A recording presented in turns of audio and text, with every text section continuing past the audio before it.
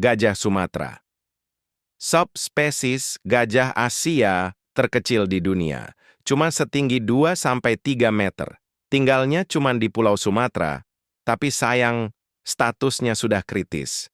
Setiap hari mereka bisa jalan sampai 20 kilometer cari makan, mulai dari rumput, daun, sampai buah-buahan. Mereka hidup berkelompok, dipimpin betina tertua yang disebut matriark. Tapi habitat mereka makin sempit karena hutan dibabat habis. Kalau kita nggak peduli, raksasa lembut ini bisa benar-benar hilang dari bumi